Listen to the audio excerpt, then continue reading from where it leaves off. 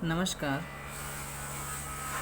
इससे पूर्व वाले वीडियो में हम पहला चैप्टर पढ़ चुके हैं जो हमारा भाषा, व्याकरण और लिपि का था, जो 2 अंक था। उसी के बाद अगला चैप्टर पद परिचय जो थोड़ा विस्तृत है, उसको हम कुछ भागों में पढ़ेंगे। इसका अंक भार भी 2 है। इससे 2 प्रकार के प्रश्न पूछे जाते हैं। प्रारंभ करते हैं। पद क्या होता है? शब्द के साथ जब वाक्य में कारक चिन्ह जुड़ जाते हैं तो वह पद कहलाता है। वाक्य में प्रयुक्त शब्द पद कहलाता है, जैसा कि हमने अभी समझा। शब्द क्या होता है? वर्णों का सार्थक संयोजकता या वर्णों का सार्थक मेल। वाक्य क्या होता है? शब्दों का सार्थक मेल। शब्द 2 प्रकार के होते हैं, विकारी और अविकारी। पहले हम विकारी शब्दों को समझेंगे।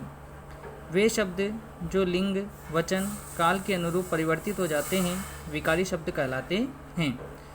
विकारी शब्द 4 प्रकार के होते हैं, जैसे संज्ञा, सर्वनाम, क्रिया, विशेषण। सबसे पहले हम पहले भेद संज्ञा को ही लेंगे। संज्ञा शब्द सम उपसर्ग प्लस ज्ञा धातु से बना है। ज्ञा धातु का अर्थ होता है जानना, सम्यक का अर्थ होता है ठीक रूप से या संपूर्ण रूप से, सम्यक रूप से जानना। संज्ञा को हम यदि शाब्दिक अर्थ में देखें तो उसका अर्थ नाम होता है। हम संज्ञा को नाम भी कह सकते हैं। संज्ञा की परिभाषा किसी व्यक्ति, वस्तु, स्थान आदि के नाम को संज्ञा कहते हैं। संज्ञा के 3 भेद होते हैं। पहला व्यक्तिवाचक, दूसरा जातिवाचक, तीसरा भाववाचक। व्यक्तिवाचक वे शब्द जो किसी एक व्यक्ति, वस्तु या स्थान आदि का बोध कराएं व्यक्तिवाचक संज्ञा कहलाते हैं, जैसे राम, राजस्थान, रामायण, मेज आदि। जातिवाचक वे शब्द जो अपनी संपूर्ण जाति का बोध कराते हैं जातिवाचक संज्ञा कहलाते हैं, जैसे मनुष्य, पुस्तक, पशु, नगर आदि। मनुष्य जो है वो अपनी संपूर्ण मनुष्य जाति का बोध कराता है। पुस्तक सभी पुस्तकों का बोध कराता है। पशु सभी पशुओं का बोध कराता है। नगर सभी नगरों का बोध कराता है। इस वजह से संपूर्ण जाति का बोध कराने के लिए जातिवाचक शब्द के अंतर्गत आता है।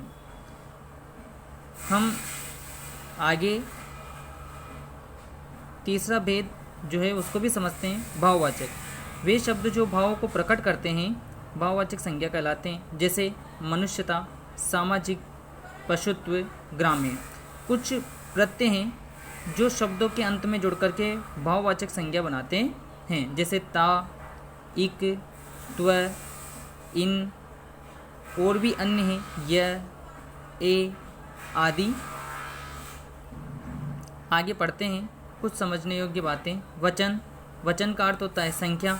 हिंदी में वचन 2 प्रकार के होते हैं, एक वचन और बहुवचन। एक संख्या का बोध कराए एक वचन के अंतर्गत, और एक से अधिक का बोध कराए तो बहुवचन।